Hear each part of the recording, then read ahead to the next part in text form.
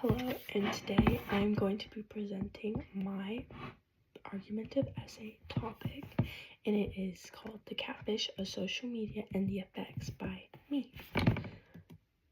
Okay, so the introduction. So, the reason I did this is because the very popular app Instagram is getting a little out of hand. So, obviously, social media Instagram was used originally to share pictures of each other to friends and family, and slowly it's turning into a place where it's normalized to post super edited and botched bodies and faces, and it's causing serious problems for the viewers mentally and physically, and it's leading to eating disorders. So I believe that social media should stop allowing filtered photos to be posted by users because of the effects that it has on other people, resulting mainly in eating disorders. And the main people I'm talking about is women, because as you can see on the statistics, it says women use it more due to the accounts and follows in the pictures of other girls' posts, and women are more likely to report Instagram use, share, and post. That's what we're talking about, women. Okay, the purpose of Instagram. So, Instagram was created on October 6, 2010, and the intent was to obviously let people share pretty pictures of themselves, but it has slowly turned into something completely different. Sorry, this is really weird for me to present. I have nowhere else to present. Everyone in my house is asleep. I'm sorry. Okay. So, I found an article called Single Thing Trust Cues from Instagram Post by Kiesel, sorry, I don't know how to pronounce it, Kiesel Yank. It explains how Instagram is used. So Instagram is good for people to scroll on their feed and get inspo from other people, and on ads, lots of ads. So many ads on Instagram, but it's for businesses, I guess. So whenever people are scrolling, they don't think they see any fake pictures or ads. They believe everything they say, right? So then he explains that brands know this is intentionally post attractive, polished images, ads, and influencers to push people towards buying. So they make something look very nice to get your attention, and so then you will want to buy it, right? And so they use a cue utilization theory, and it's a trust theory that helps explain why that type of thing works. And it talks about how things like a good post looks, how many likes it has, and how convincing it is, and its message affect how much people will trust what they see on Instagram. And that shapes how people feel about a brand when they are looking at it, and overall how many people, oh my gosh, of course it would turn off. Okay. This was horrible. Okay. So then, basically, this threw me off. So then, that is why people will trust anything they see on Instagram, because of that cue utilization theory. So now, act like I clicked the button to go to here. The app Facetune. Facetune is a very popular app used to I could literally put on my face right now. You just can make yourself look like you have makeup on. You can be tone and skinny and all that stuff, and it's just not good. We don't like this app because it is the starting of the posting on Instagram and the edited pictures. So I found a journal that was called Clinch, Filter, and Erase Virtual Bodies, and it talks about the popular app. It literally specifies on that popular app, Facetune. So editing fuels the highly polished images people later post on Instagram. And the author, Gil, explains that photo editing has become so common that it is now viewed as a normal part of self-presentation, largely because smartphones and editing apps make altering one's appearance almost effortless. So what that means is people are basically, they can't live without editing themselves. Like, they literally can't. Like, every picture they post, they have to edit it. I know so many people who do that too. Okay, and then it talks about, like, the tools that they use. So, oh my gosh. Okay, that worked. Okay, so it talks about how you can use smoother, embellished skin, skinnier hourglass figures, and mathematically balanced features. And then with just a few clicks on the app, you can also, I don't know if it's on this one, but there's like a button that's called Make Me Pretty. And it's like, it's right there. And it's just like basically society norms telling an app what being pretty is. And it's okay. Okay, fake news on the gram, Instagram. So fake news on the gram. Instagram's identity has shifted as manipulated. This is about political stuff, but it goes hand in hand. So during an election, the hashtag fake news was used. Yeah, so 198,000 users quoted that hashtag fake news. And so, what? Get off my screen. Okay.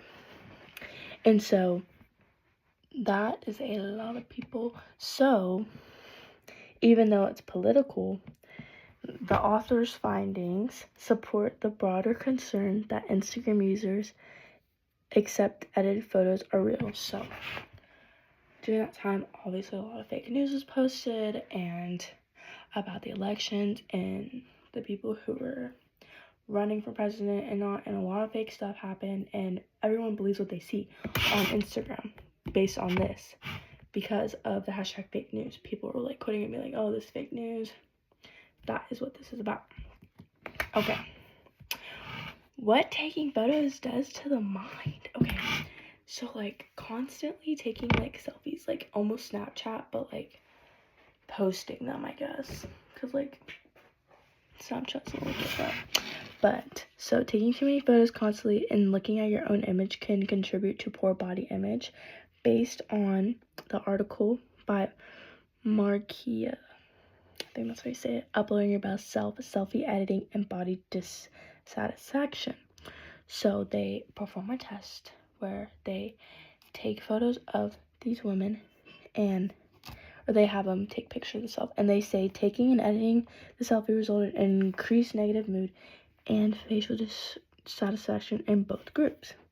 And the result indicates that basically the experts don't agree with the fact that people shouldn't be taking that many pictures of their face, which I completely agree with. If I look at myself for too long, taking too many pictures, I don't like myself either. So, and then editing your features increases unsatisfactory. It increases it. You shouldn't do it. And the social media is associated with body image concerns and disordered eating. Says it right there. My main argument says it right there. The social media posts contribute to disordered eating. Very important. Okay. The outcome of Instagram and Facetune. So they are literally combined because people edit and then people post. They're literally like a team. So what's the outcome of that? Can't be good. So I found an article called, where's the name? Better. Okay, that's not the name. I guess I put it in there. And so people were tested and they were seeing people who look better than them.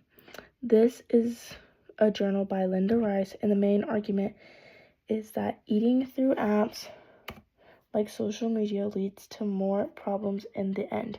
Okay, why is the screen getting darker? I love Apple. Okay, so what the?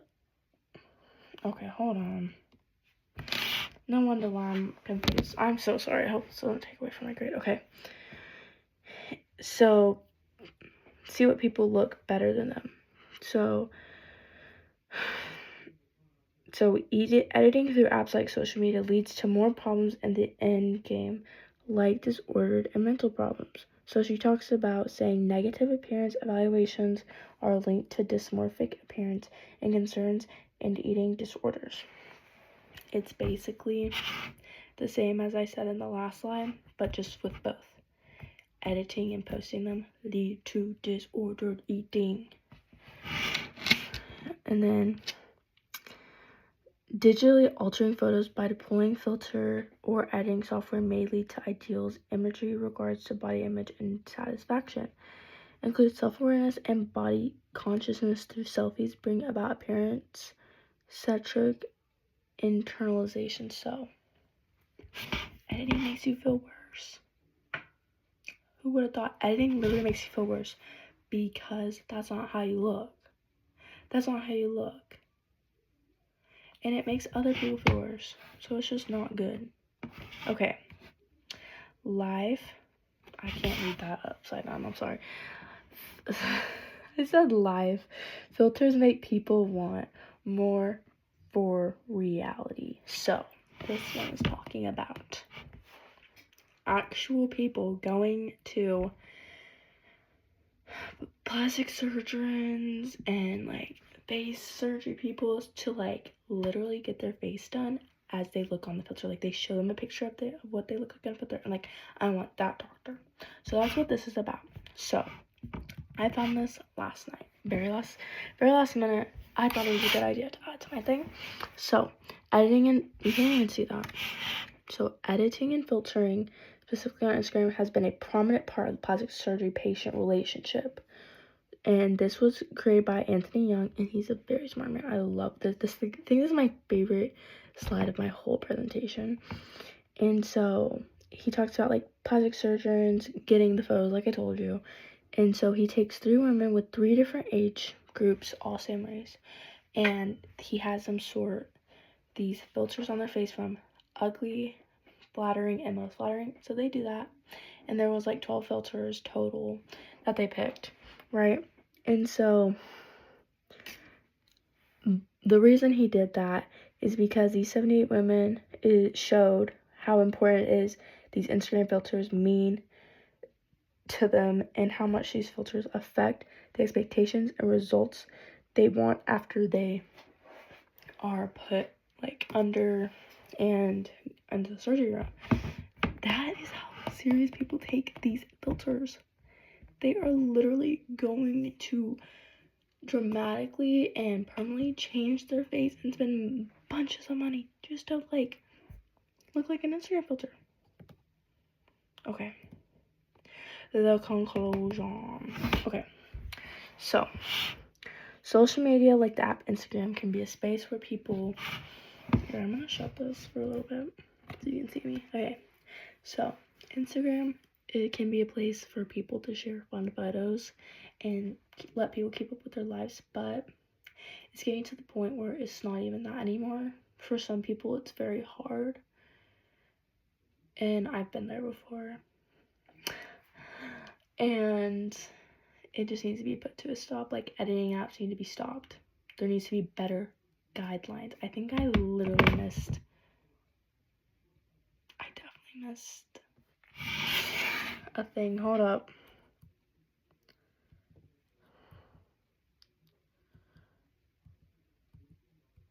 No, I didn't. Thought I did, but I didn't. Okay, we're good. Okay. Sorry about that. Anyways, the guidelines on Instagram are not there. They are not there. It's very freely, and no one's monitoring anything on the Instagram. So it just needs to either like have AI check. Oh, flag it for filtering. Don't post. Like, it just needs to be fixed, and I don't agree with filtering on any app, and I don't agree with filters, especially on Facetune and Instagram, because of how people believe what they are seeing based on how Instagram shows it, and it just hurts people even the people who are posting it, and it's just not worth it. And I was actually scrolling on Instagram, believe it or not, and I found some very resourceful things. So, okay, I have way too many tabs open. So let me exit some of these out. Oh. Okay. Technical difficulties. Hold on. Okay. It's working now. Do you see that? Do you see this woman? Literally shook. That's literally a filter. Like, you can't even tell. That's crazy. I just wanted to show these because, like, I was scrolling. And then here's another one. Do you see this? Hold on. Like, what? That's the before. And then that's after. You can't even tell. It's getting a little crazy. It's getting way too crazy. And then this woman talks about, like, gym talk. And how it's just, like, of course it doesn't have a video, but you can literally alter anything. And you can't even tell. She's literally morphing her body right now.